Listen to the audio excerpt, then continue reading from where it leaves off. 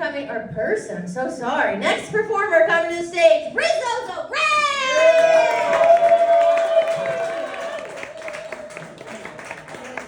appreciate that. Candy, that's nice to be spoken to by Candy. My name is Rizzo the Rat, from the Muppets. Woo! Okay, we're talking the wrong people here. Okay, so here's the thing. The Muppet Christmas Carol is the greatest movie of all time. Yes. Okay, Yeah. yes. You don't seem convinced. No? You guys never seen the Muppet Christmas Carol? Love 'em. You love them. Okay. You got a little bit? Okay. Thanks, Jane. Very important. Okay, the Muppet Christmas Carol is the most accurate retelling of the classic Charles Dickens book, Christmas Carol. Okay, this is it. This is important. It's literature. It's culture. It's very important. My best friend in the world is the Great Gonzo. Not Gonzo the Great. He gets very upset about that. The Great Gonzo. The Great Gonzo. He usually dresses like this. He usually wears cool shirts. Cool shirts. This isn't really him. This is a small version of the knife in my pocket. But it's important for me to know, for you to know about Gonzo.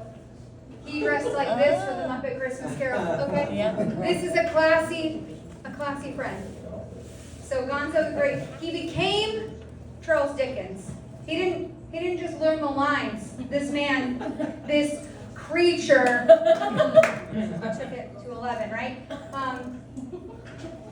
The other person who stars in this movie is a little actor called Michael Caine.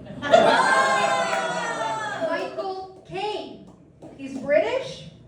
You would never know he was on set with felt lettuce, okay? This man, he said, oh, you want me to do a classic retelling of Charles Dickens? Heard. I don't need any more information.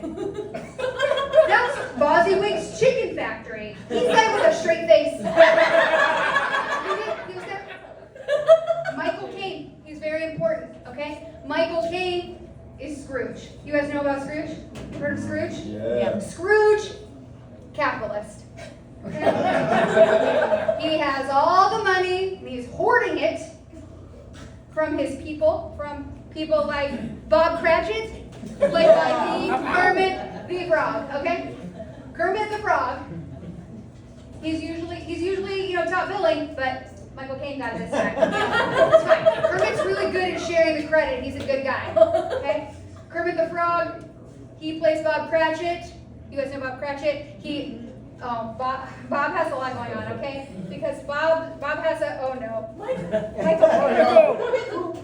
It's okay. He's okay. He's made of cloth.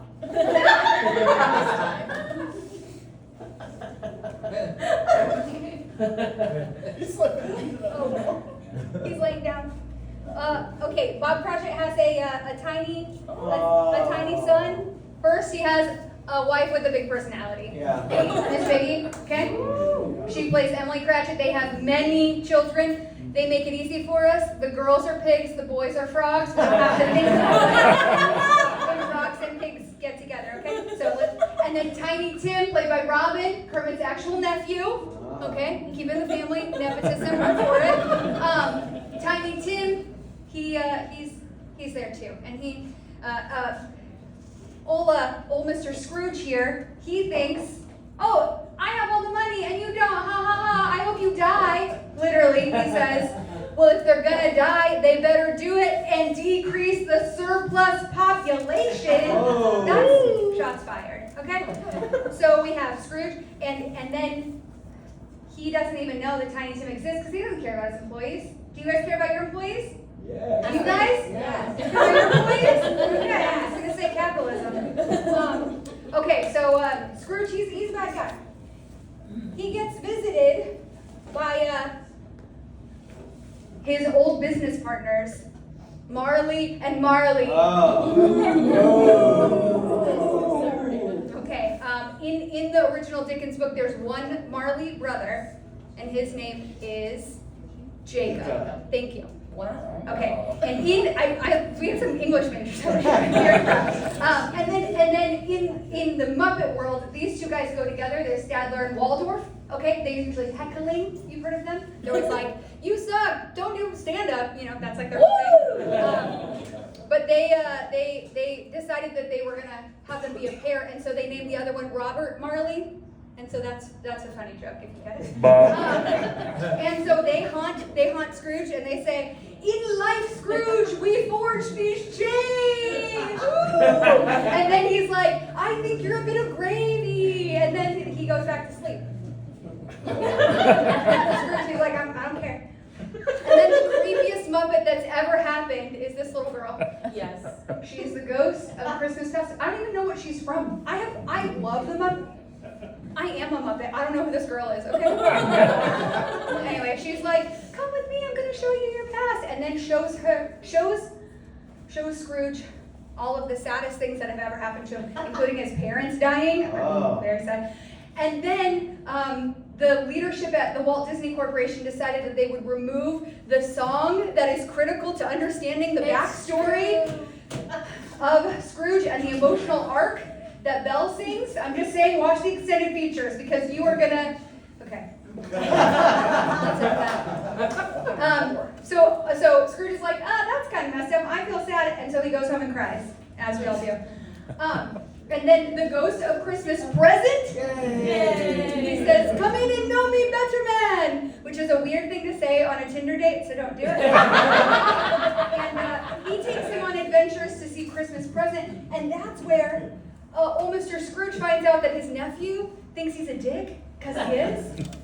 Fred's not in the bag, don't worry, because he's a person also. So Mr. Scrooge, he also is taken to Bob Cratchit's house, and Bob Cratchit is there with Tiny Tim, and Tiny Tim looks frail because he's dying, because he has like consumption or some turn of the century disease that we are going to have again here soon. It's going the way they're going.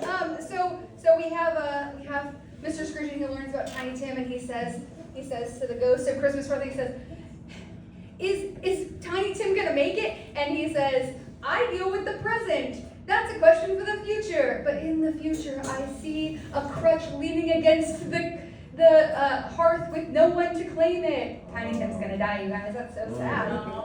So then Scrooge goes to sleep, and the ghost of Christmas future appears, and he's the Grim Reaper, because that's a normal thing to put in a holiday story. And he's like, "I don't say anything, I just point ominously in directions." And then Scrooge is like, "Am I gonna die one day?" And he's like, points to a gravestone, and he says, "Maybe if I change the way I live my life, I'll never die," which is actually not the point of the story. Everyone dies. That's just how it is. So Scrooge says, I've decided I'm going to live my life in the spirit of the past, the present, and the future." And then my friend Gonzo, he says he helps tell the story, and he goes with Scrooge to go surprise the Cratchit family. And Mr. Scrooge says, "Bob Cratchit, where are you? You're supposed to be at work." And Emily is like, "Hey, I'm going to give you a piece of my mind." And you guys know Miss Piggy, she knows karate. So, and then he says, "I'm going to give you a raise," but he says it in a mean way, so he thinks he's getting yelled at. And then they like hear what he said, and they're like, "Oh my goodness." And he's like, "I'm going to pay the mortgage on your house." It's like, how much money does this guy have? And he won't even give coal to the bookkeeper. It's like, come on, guy.